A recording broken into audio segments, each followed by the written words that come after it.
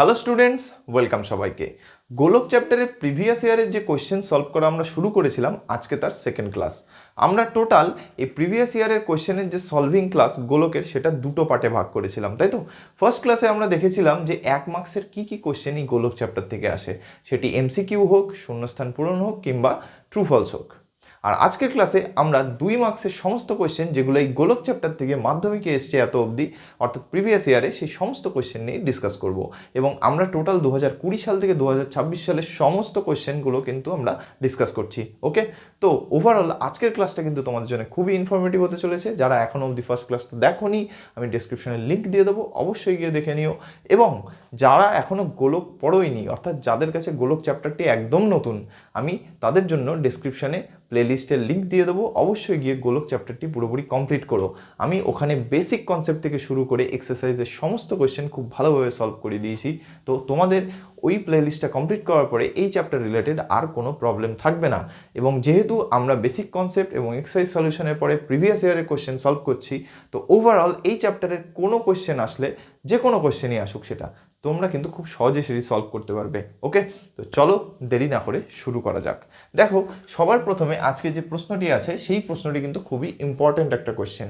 দেখো, এই প্রশ্নটা 2026 সালে এসছে। ওকে, এই সেম প্যাটার্ন কিন্তু অন্য একটা মান বার করতে বলেছে, সেইটাও কিন্তু তোমাদের মাধ্যমিকে আগেও দেখা গেছে কোয়েশ্চেনটা। ওকে, তো এই প্যাটার্নের কোয়েশ্চেন কিন্তু একটা ইম্পর্টেন্ট প্যাটার্ন। ওকে, তো চলো দেখে নেওয়া কি বলছে। দেখো কি বলছে, একটি গোলকের ব্যাসার্ধ 50% বাড়লে আয়তন শতকরা কত বাড়বে।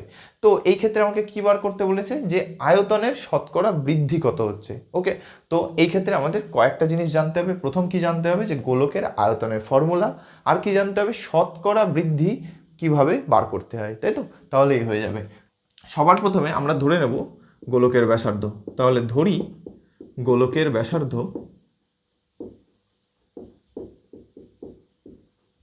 সমান সমান আর এত একক, তাই তো? যেহেতু 2 মার্কসের কোয়েশ্চেন, তো আমাদের লিখে করতে হবে। ওকে, এবার আর যদি ব্যাসার্ধ হয়, সেক্ষেত্রে আয়তন কি হবে, গোলকের আয়তন, আয়তনের সূত্র 4/3 পাই আর কিউব, তাই তো? এত ঘন একক। এইবার দেখো কি বলেছে, বলেছে ব্যাসার্ধ 50% বৃদ্ধি করলে। এবার দেখো, কোনো কিছুর 50% বার করা মানে কি, ধরো তার আগে আমি একটা এক্সাম্পল দিয়ে বোঝাই। দেখো, তোমাদের কাছে যদি বলা হলো যে তোমাদের কাছে 100 টাকা আছে, এই 100 টাকার 50% মানে কত টাকা। দেখো, 100 টাকার 50% মানে সেই ক্ষেত্রে 100-র সাথে 50% আমাদের গুণ করতে হবে। ওকে, তাহলে নেক্সট লাইন কী হবে, 100 গুণ 50/100। কেন এটা লিখতে পারলাম, কারণ আমরা জানি x%কে লেখা যায় x/100। এই পার্সেন্টেজ সাইনের জন্য নেক্সট লাইনে আমি 100 লিখতে পারি। ঠিক আছে, তাহলে এইবার উপর নিচে 100 আছে, কেটে যাবে, তাহলে মান আসলো কত, 50। অর্থাৎ 100 যে টাকা, তার 50% মানে কত, 50 টাকা। ওকে, তাহলে একই কনসেপ্ট আমরা এখানে কাজে লাগাবো। দেখো, বলেছে ব্যাসার্ধ 50% বাড়বে, তার আগে দেখে নেবো ব্যাসার্ধ 50% মানে কত। ঠিক আছে, তাহলে ব্যাসার্ধের 50% সমান সমান কত, আচ্ছা এখানে কত ব্যাসার্ধ কি ধরেছি, আর, তাহলে আর ব্যাসার্ধের 50% মানে কত, আর গুণ 50/100, তাই তো? আগে সবার আগে আমি ব্যাসার্ধের 50% মানে কত সেটা দেখবো, তারপরে সেটা তো বৃদ্ধি করবো, তাই না? তো কাটাকুটি করো, 50 দুগুণে 100, তাহলে r/2 এত একক। এবার বলেছে এই 50% কী হবে, বৃদ্ধি পাবে। এবার বৃদ্ধি পাওয়া মানে কি, যোগ করতে হবে। তাহলে আগে যে ব্যাসার্ধ ছিল তার সাথে এই যে 50% বৃদ্ধি পেলো, এটা আমি যোগ করে দেবো, তবেই তো 50% বৃদ্ধি পাচ্ছে, তাই তো? তাহলে নতুন ব্যাসার্ধ সমান সমান কী হবে, আগের ব্যাসার্ধ যোগ এই 50% বৃদ্ধি, অর্থাৎ r/2। এটাকে যদি যোগ করা হয়, ভ্যালু কত আসবে, 2, নিচে লসাগু, আর উপরে কত হবে, 2r + r, that is 3r/2 এত একক। দেখো, আমরা তাহলে নতুন ব্যাসার্ধ পেয়ে গেলাম কখন, যখন 50% আমরা বৃদ্ধি করে দিলাম, তাই তো? তাহলে 50% ভ্যালু আমরা দেখলাম, তারপরে সেটা আমরা বৃদ্ধি করে দিলাম। বৃদ্ধি করলাম কীভাবে, যোগ করে। এইবার দেখো, যখন নতুন ব্যাসার্ধ পেলাম, তাহলে সেক্ষেত্রে আমরা নতুন আয়তনও পাবো। তাহলে নতুন আয়তন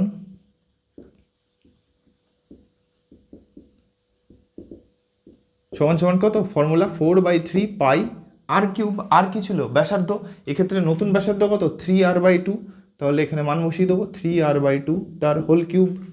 এবার পরের লাইনে ক্যালকুলেশন করো, 4/3 ইন্টু পাই আর কত, কিউব আছে, তাহলে 3-এর কিউব করলে কত হয়, 27, into r cube by 2 cube করলে কত হয় 8। দেখো 4 দিয়ে যদি কাটি 4 দুগুণে 8, 3 দিয়ে কাটলে 3 নং 27, তাহলে কত পড়ে থাকলো 9 পাই আর কিউব বাই 2। এত কি ঘন একক, নতুন আয়তন পেলাম যখন নতুন ব্যাসার্ধ কত 3r/2, তাই তো। এবার দেখো এই যে কিউবগুলো, এর জন্যে এই যে আমি মুখে মুখে করে ফেললাম, তোমাদের অনেকের হয়তো সমস্যা হতে পারে, এর জন্য তোমরা অ্যাটলিস্ট 1 থেকে 20 অবধি স্কোয়ার এবং 1 থেকে 20 অবধি কিউব মনে রাখার চেষ্টা করো, তাহলে তোমাদের পরীক্ষার সময় এই আলাদা করে গুণ করে করে বার করতে হবে না। এবার দেখো কিউব মানে কোনো সংখ্যা 3 বার গুণ, তাই তো। এবার 3-এর ক্ষেত্রে খুব সহজ, কারণ 3কে 3 বার গুণ করা মানে কত, 3 গুণ 3 মানে 9, 9-এর সাথে আবার 3 গুণ করা মানে 27। কিন্তু যদি একটু বড় সংখ্যা হয়ে যায় তখন কি করবে, ওই জন্য তোমরা বাড়িতে না প্র্যাকটিস করে রাখবে, যাতে তোমাদের ক্যালকুলেশনে পরীক্ষার হলে কোনো অসুবিধা না হয়। ওকে, তাহলে আমরা নতুন আয়তন পেয়ে গেলাম। এইবার দেখো আমাদের বার করতে বলেছে শতকরা কত বাড়বে, তাই তো। এইবার দেখো আগে একটা আমার আয়তন ছিল, এখন আমি একটা নতুন আয়তন পেয়েছি। এবার নিশ্চয়ই যে নতুন আয়তন সেটি আগের আয়তনের থেকে বেশি, তাই তো, কারণ আমার এই ক্ষেত্রে ব্যাসার্ধ বেড়ে গেছে, তাহলে ব্যাসার্ধ বাড়লে আয়তনও বাড়বে। তাহলে আমরা কতটা বেশি হয়েছে সেটা আগে দেখব, তারপরে সেটা শতকরা বৃদ্ধি আমরা দেখব। তাহলে বৃদ্ধি বা এর ক্ষেত্রে দেখতে পারো নতুন আয়তন। এবার নতুন আয়তন কি করে বেরোবে, যে নতুন আয়তন অথবা আচ্ছা এখানে নতুন আয়তন না, সরি, এখানে লিখবে হচ্ছে আয়তন বৃদ্ধি, আয়তনের বৃদ্ধি, আয়তনের বৃদ্ধি ঘটেছে, তাই তো, কারণ কি ব্যাসার্ধ বেড়েছে, তো আয়তন বাড়বে স্বাভাবিকভাবে। এবার কতটা বেড়েছে সেটাই দেখব। এখন কত আছে 9 পাই আর কিউব বাই 2, তাই তো। আর আগে কত ছিল সেটা ওখান থেকে মাইনাস করে দিলেই কতটা বৃদ্ধি পেয়েছে সেটা বুঝতে পারবো। আগে কত ছিল 4/3 পাই আর কিউব, তাই তো। যারা বুঝতে পারোনি দেখো আমি বলছি, ধরো তোমার কাছে আগে 10 টাকা ছিল, এখন বলছি তোমার কাছে 25 টাকা আছে, তাহলে কত টাকা বৃদ্ধি পেলো তোমার কাছে সেটা বার করবো কি করে, এখন যে টাকাটা আছে তার থেকে আগে যে টাকা ছিল সেটা বাদ দিলেই হয়ে গেল। তাহলে 25 বা -10 করলে কত হয় 15, তাহলে কত টাকা বৃদ্ধি পেয়েছে 15 টাকা বৃদ্ধি পেয়েছে। ঠিক একইভাবে এখনের আয়তন হচ্ছে 9 পাই আর কিউব বাই 2, আগে আয়তন ছিল 4/3 পাই আর কিউব, তাই তো। তাহলে বৃদ্ধি কতটা পেয়েছে, বৃদ্ধি পেয়েছে এখনটার আয়তন থেকে যদি আগের আয়তনকে মাইনাস করে দিই তাহলে যেটা পাবো সেটাই হচ্ছে বৃদ্ধি। তাহলে নেক্সট লাইন কী হবে, লসাগু হয়ে যাবে 6, 3 দিয়ে গুণ করলে 3 নং 27 পাই আর কিউব, -2 দিয়ে গুণ করলে 4 দুগুণে 8 পাই আর কিউব। এবার 27 থেকে যদি 8কে বাদ দাও কত হয় 19, তাই তো, 19 পাই আর কিউব বাই 6 এত ঘন একক। আশা করি এত অবধি তোমরা বুঝতে পেরেছো, ঠিক আছে। আয়তন বৃদ্ধি এবার বলেছে সেটা শতকরাতে বার করতে। এবার কোনো কিছু শতকরা বৃদ্ধি বার করার নিয়ম দেখো, চলো যে এক্সাম্পলটা নিয়েছিলাম সেটাকেই আমি দেখাচ্ছি।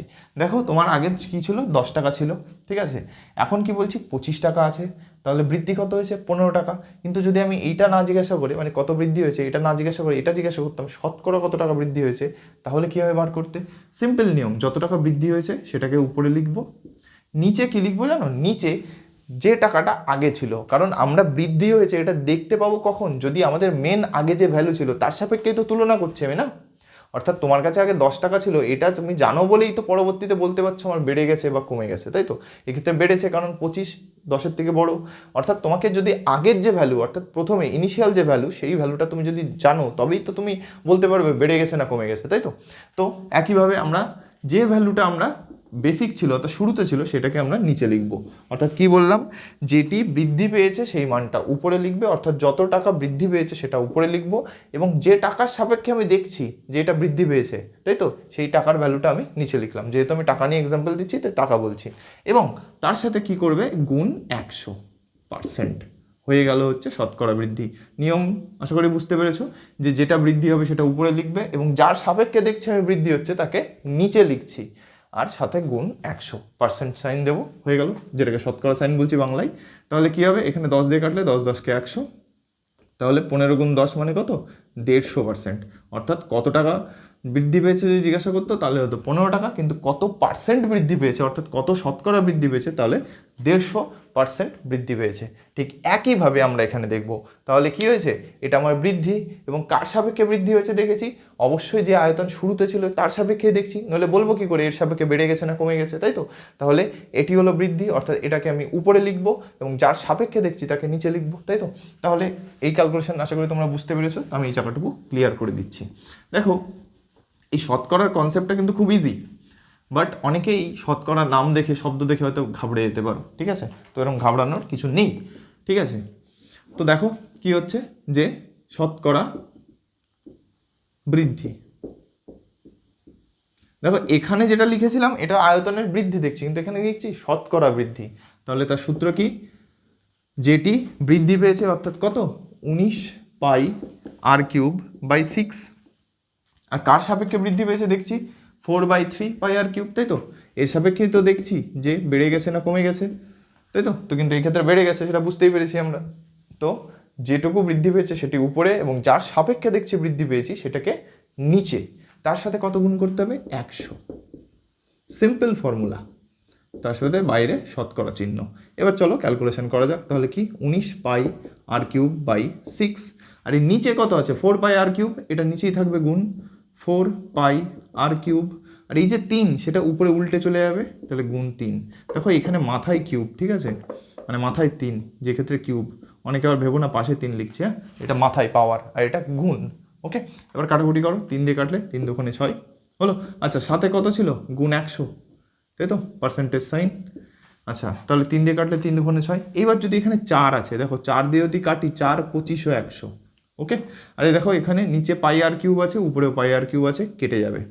তাহলে আলটিমেট কত পড়ে থাকলো? দেখো উপরে থাকলো 19 গুণ 25, আর নিচে কত 2, আর সাথে কি সেই পার্সেন্টেজ সাইন অর্থাৎ শতকরা চিহ্ন। এবার 19 গুণ 25 করো। দেখো 19 দিয়ে যদি 25কে গুণ করা হয়, 5 19 কত, 95 এর 5 হাতে 9, 19 দুগুণে 38, 38 সাথে 9 যোগ করলে কত হয়? 47, তাই তো, বাই 2%। এবার 2 দিয়ে যদি ভাগ করো, 23 দুগুণে 46, আচ্ছা 2 দিয়ে করো, 2 দুগুণে 4, 3 দুগুণে 6, 7 দুগুণে 14.5, এত পার্সেন্ট। এবার আমি এগুলো মুখে মুখে করে দিলাম, ঠিক আছে? তোমাদের যাদের ক্যালকুলেশনে অসুবিধা হয় তোমরা পাশাপাশি গুণ করে দেখে নেবে, ঠিক আছে? এগুলো কিন্তু খুব ইজি ক্যালকুলেশন। তো অ্যান্সার কত আসলো? 237.5%। অর্থাৎ শতকরা কত বৃদ্ধি পেয়েছে আয়তন? আয়তনের শতকরা বৃদ্ধি হচ্ছে 237.5% হচ্ছে শতকরা বৃদ্ধি। কার?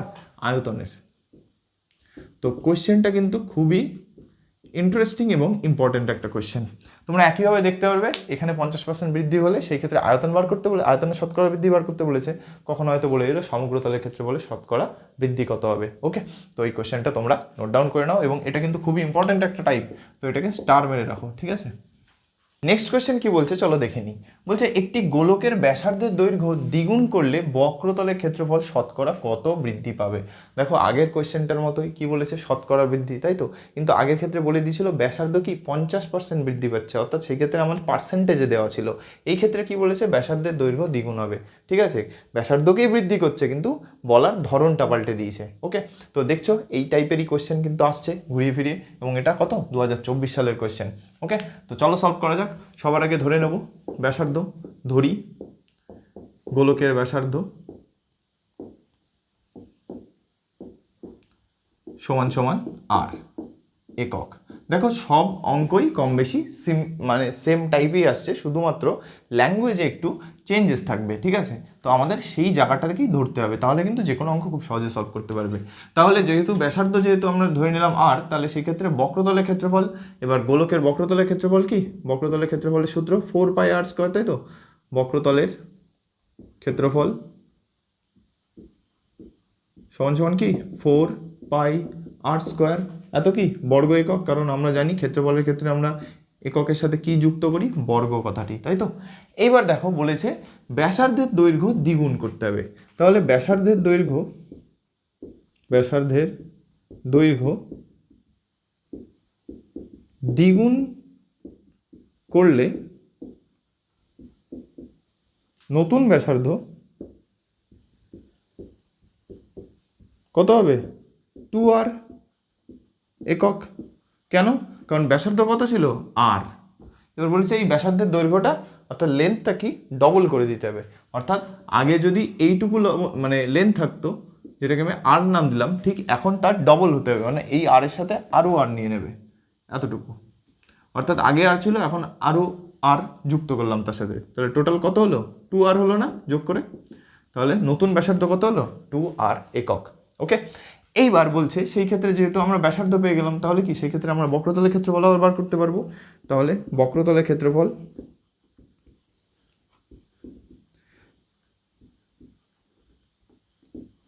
কি ফর্মুলা? 4 পাই আর স্কোয়ার, কিন্তু এই ক্ষেত্রে আর কি, আর এর মান 2r, তাই তো, নতুন ব্যাসার্ধ 2r তার স্কোয়ার, তাহলে 4 পাই 2 স্কোয়ার করলে কত হয় 4, আর আর স্কোয়ার আছে, এবার 4 গুণ 4 করলে কত হয় 16 পাই আর স্কোয়ার, এত কি বর্গ একক। তাহলে দেখো আমরা কিন্তু এই যে স্টেটমেন্টে দেওয়া আছে তার সাপেক্ষে কিন্তু আমরা দুটো মান বার করতে পারলাম, একটা হচ্ছে শুরুর ফর্মুলা যেটি হচ্ছে বক্রতলের ক্ষেত্রফল 4 পাই আর স্কোয়ার, আর একবার ব্যাসার্ধ দ্বিগুণ করে দেওয়ার পরে নতুন বক্রতলের ক্ষেত্রফল পেয়ে গেলাম। এবার বলেছে এই যে নতুন পেলাম, তারপরে বলেছে অ্যাকচুয়ালি বার কী করতে বলেছে, বলেছে এই বক্রতলের শতকরা কত বৃদ্ধি পাবে, তাই তো।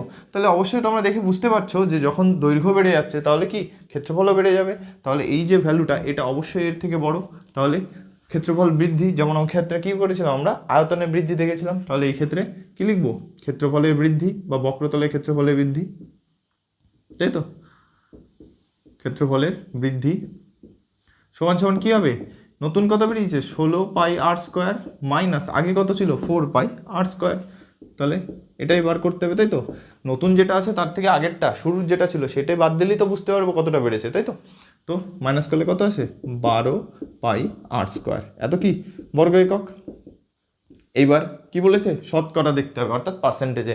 শতকরা বৃদ্ধির সূত্র কি বললাম, যতটুকু বেড়েছে সেটাকে আমরা উপরে লিখব, তাহলে একবারে লিখে নিই চলো, শতকরা বৃদ্ধি সমান সমান কী হবে, যেটা বেড়েছে অর্থাৎ যতটুকু বেড়েছে সেটাকে উপরে লিখবো, অর্থাৎ 12 পাই আর স্কোয়ার, এবং কার সাপেক্ষে বেড়েছে সেটা দেখছি এই 4 পাই আর স্কোয়ারের সাপেক্ষে। এবার যার সাপেক্ষে বৃদ্ধি পেয়েছে তাকে নিচে লিখতে হয়, অর্থাৎ 4 পাই আর স্কোয়ার তার সাথে গুণ কত 100, এত পার্সেন্ট।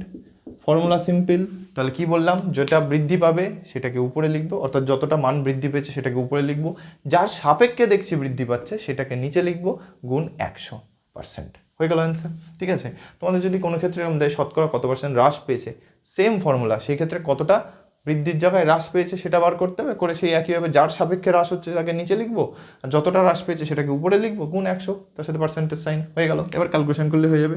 দেখো পাই আর স্কোয়ার কেটে গেল, 4 দিয়ে কাটলে 3 4 12, তাহলে পড়ে থাকলো 3 গুণ 100%, 3 গুণ 100 মানে 300%, অর্থাৎ শতকরা কত বৃদ্ধি পেয়েছে বক্রতলের ক্ষেত্রফল 300% বৃদ্ধি পেয়েছে যদি ব্যাসার্ধের দৈর্ঘ্য দ্বিগুণ করা হয়। ঠিক আছে, তাহলে এই হলো অ্যান্সার, এত পার্সেন্ট বৃদ্ধি। ওকে, তো এই হলো অ্যান্সার, তো তোমরা এটা নোট ডাউন করে নাও। পরের প্রশ্ন কি বলছে দেখো, একটি গোলকের ব্যাসার্ধের দৈর্ঘ্য 50% বৃদ্ধি করলে বক্রতলের ক্ষেত্রফল শতকরা কত বৃদ্ধি পাবে। এটা দেখো 2022 সালের কোশ্চেন, অর্থাৎ তোমরা এটা খেয়াল করতে পারছো যে প্রতি 1 বছর অন্তর অন্তর কিন্তু সেম প্যাটার্ন রিপিট করে যাচ্ছে, তাই তো। দেখো একদম প্রথম যে কোশ্চেনটা করেছিলাম ওখানে কি বলেছিল, ব্যাসার্ধের দৈর্ঘ্য যদি 50% বৃদ্ধি পায় তাহলে কি হবে, আয়তন শতকরা কত বৃদ্ধি পাচ্ছে, তাই তো। এই ক্ষেত্রে কি বলেছে বক্রতলের ক্ষেত্রফল, যেটা আমি একদম ফার্স্ট কোশ্চেন সলভ করার পরে শেষে বলেছিলাম, তাই তো, যে তোমাদের এরকম বৃদ্ধি বলে দেবে ব্যাসার্ধে, সেই ক্ষেত্রে কখনো বক্রতলের ক্ষেত্রফল কখনো আয়তন কত বৃদ্ধি পাচ্ছে শতকরা সেটা বার করতে দিয়ে বলেছে। ওকে, তো চলো সলভ করা যাক, একই প্রসেস একদম প্রথম কোশ্চেনের মতো। তো আমি এটা আর বেশি লিখছি না, কি সবার আগে ব্যাসার্ধ ধরে নেব, ব্যাসার্ধ কত আর, এবং তোমরা আগে নিজেরা ট্রাই করো ভিডিওটা পজ করে। ওকে, তো এত একক, এবার কত আর একক ধরে নিলাম। এবার সেই ক্ষেত্রে বক্রতলের ক্ষেত্রফলের সূত্র কি, যেহেতু গোলক তো তার বক্রতল বা সমগ্রতল সেম জিনিস, কত 4 পাই আর স্কোয়ার, এত কি বর্গ একক। এইবার কি বলেছে, ব্যাসার্ধ দৈর্ঘ্য 50% বৃদ্ধি পেয়েছে। এবার ব্যাসার্ধের দৈর্ঘ্য 50% বৃদ্ধি মানে এখন আশা করি বুঝতে পারছো, তাহলে আর এর 50% মানে কত, আর এর 50% মানে আর গুণ 50/100, 50 দিয়ে কাটলে 2, অর্থাৎ r/2, এত কি একক 50%। এটা আমি আর এর 50% বের করেছি। এবার বলেছে এটা বৃদ্ধি পেয়েছে, অর্থাৎ যে আর এর 50% ভ্যালু সেটা কি হয়েছে, বেড়ে গেছে। তাহলে আগে কত ছিল আর, তার সাথে কি এটা বেড়ে গেছে, তাহলে নতুন ব্যাসার্ধ কত হবে, আর ছিল আগে তার সাথে আরও কত বৃদ্ধি পেয়েছে r/2 টোটাল, তাহলে লসাগু করলে কত পাবে 3r/2 একক, যেটা আমরা একদম প্রথম প্রশ্নে করেছিলাম হুবহু এতটুকু একদম সেম, তাই তো। তাহলে এক্ষেত্রে তোমরা বুঝতে পারছো যে আমাদের ব্যাসার্ধের দৈর্ঘ্য 50% আমরা বৃদ্ধি করে নিয়েছি, তাই তো। সেই ক্ষেত্রে নতুন ক্ষেত্রফলের সূত্র কী হবে, নতুন ক্ষেত্রফল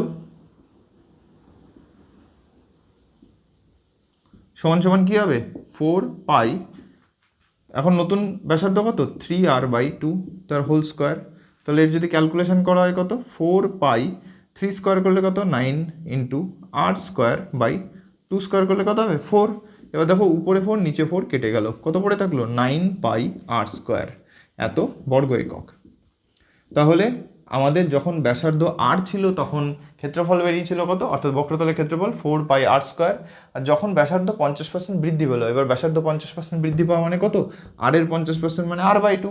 এবার সেটা আমি কি করছি, বৃদ্ধি পাওয়াচ্ছি, অর্থাৎ বেড়ে যাচ্ছে। তাহলে সেই ক্ষেত্রে কি আগে যে ব্যাসার্ধ ছিল তার সাথে যোগ হয়ে যাবে, তবেই তো বৃদ্ধি পাবে। সেই বৃদ্ধি পেয়ে নতুন ব্যাসার্ধ কত হলো 3r/2।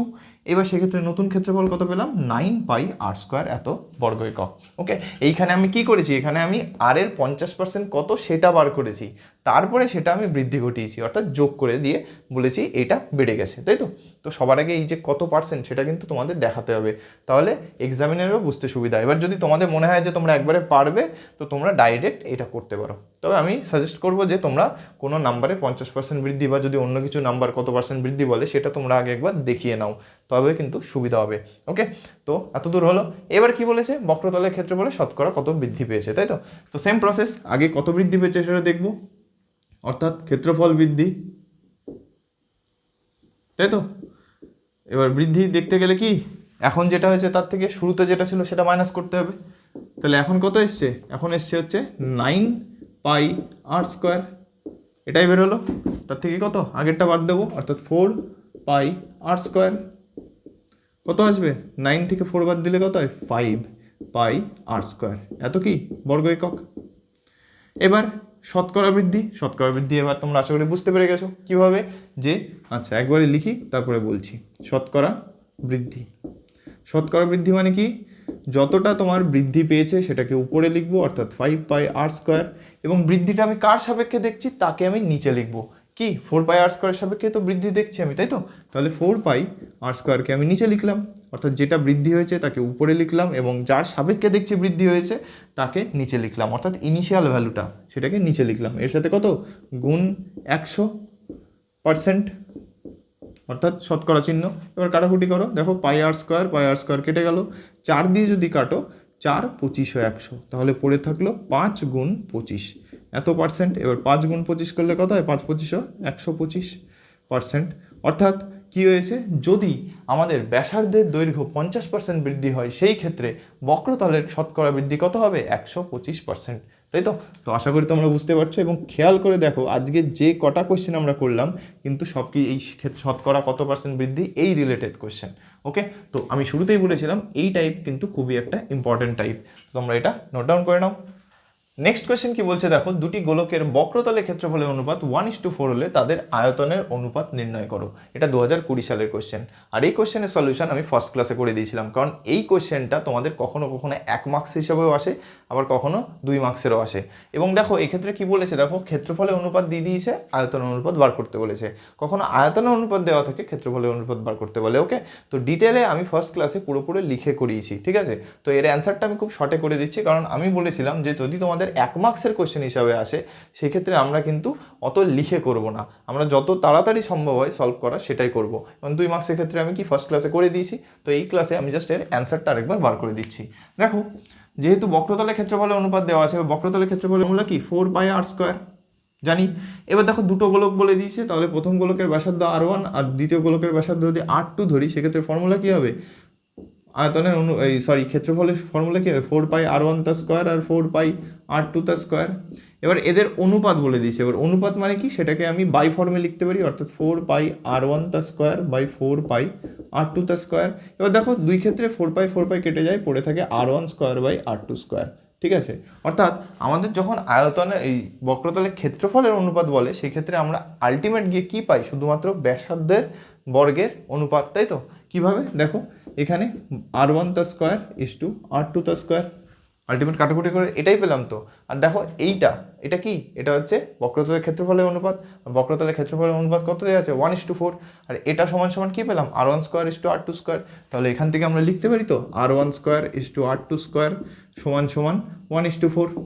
তাই তো, কারণ আমাদের ক্ষেত্রফলের অনুপাত বলে দিয়েছে, আর ক্ষেত্রফলের অনুপাত এই যে এটা সমান সমান 1:4। এবার এটার থেকে আলটিমেট এটাই পেলাম, তাহলে এখান থেকে বলতে পারি এটা সমান সমান 1:4, তাই তো, এবং ক্যালকুলেশন করে ওটাই আসে। তো আমরা যখন 1 মার্কসের সলভ করব কোয়েশ্চেন, সেই ক্ষেত্রে আমরা ডাইরেক্ট এখান থেকে শুরু করব, ঠিক আছে। সেক্ষেত্রে কী লেখা যায়, R1/R2, তাই তো, কারণ অনুপাতকে বাই ফর্মে লেখা যায় 1/4। তাহলে সেখান থেকে R1/R2 তার হোল স্কোয়ার যদি লিখি, একইভাবে এদিকে 1/4কে কী লেখা যায়, 1/2 তার হোল স্কোয়ার, কারণ 1 স্কোয়ার মানে 1 আর 2 স্কোয়ার করলে হয় 4। তাহলে একবারে স্কোয়ার কমন নিয়ে লিখে দিলাম, সেখান থেকে দুই দিকে স্কোয়ার আছে উঠে যাবে, তাহলে R1/R2 সমান সমান কত, হাফ। এবার দেখো আমাদের কি বলেছে, আয়তনের অনুপাত বার করতে বলেছে। আয়তনের ফর্মুলা কি, 4/3 পাই R3। এবার যেহেতু প্রথম যে গোলক তার ব্যাসার্ধ R1, তাহলে 4/3 পাই R1 তার কিউব আর 4/3 পাই R2 তার কিউব। এবার এদের অনুপাত বার করা মানেও সেই একইভাবে এটা বাই ফর্মে আসবে। এবার দেখো দুজনের মধ্যে 4/3 পাই আছে, কেটে যাবে, আলটিমেট পড়ে থাকে কত, R1³ অর্থাৎ যদি আমাদের আয়তনের অনুপাত বার করতে বলে, কাটাকুটি করে শেষ অবধি সেই R1³ এটুকুর মান বার করতে পারলে হয়ে গেল, তাই তো। এবার দেখো R1³/R2³ এটাকে কী সরি R1³ এটাকে কী লেখা যায়, R1³/R2³, কারণ অনুপাতকে বাই ফর্মে লেখা যায়। তাহলে দেখো R1³/R2³ সমান সমান এটাকে কী লেখা যায়, যেহেতু দুজনের মধ্যে কিউব আছে কমন নেওয়া যায়, অর্থাৎ R1/R2 তার হোল কিউব। এবার দেখো R1/R2 এর মান আমি পেয়ে গেছি কত, হাফ, মান বসিয়ে দাও, হাফ তার কিউব। সেখান থেকে 1-এর কিউব করলে 1 আর 2-এর কিউব করলে 8। এবার সেখান থেকে আবার অনুপাত আকারে 1:8। এইবার আমি এই ক্লাসে আমরা যখন শর্ট কোশ্চেন হিসেবে সলভ করবো, তখন ডাইরেক্ট এখান থেকে শুরু করব। আমি যারা একদম নতুন এজের ক্লাসে, তাদের জন্য আমি এই ফর্মুলাগুলো ভেঙে দেখালাম যে কীভাবে R1² R2² আসলো, বা R1³/R2³ আসলো, ঠিক আছে। যারা আগের ক্লাসগুলো দেখেছো তারা খুব সহজে এগুলো বুঝতে পারবে। তো এর অ্যান্সার হলো 1:8। আজকের ক্লাসে এই অবধি থাকলো, এবং আমরা গোলক চ্যাপ্টারের যত 2 মার্কসের কোশ্চেন এবং 1 মার্কসের কোশ্চেন এত অবধি এসছে 2020 সাল থেকে 2026 সাল অবধি আমরা সমস্ত কোশ্চেনই কিন্তু সলভ করেছি। এবার দেখো এই কোশ্চেনগুলোর বাইরে কি আর অন্য কোনো কোশ্চেন আসতে পারে না? হ্যাঁ, আসতে পারে, কারণ আজকের ক্লাসে আমরা সেম প্যাটার্নের কোশ্চেনই দেখছি, পরপর ইয়ারগুলোতে প্রায় রিপিট হয়ে গেছে, তাই তো, শুধু একটু আধটু চেঞ্জ করে দিয়েছে। এছাড়া এটা একটা অন্য টাইপের কোশ্চেন দেখলাম। তো এই কোশ্চেনগুলো কিন্তু তোমাদের খুবই ইম্পর্টেন্ট, কারণ দেখছো এগুলো মাধ্যমিকে অলরেডি এসছে।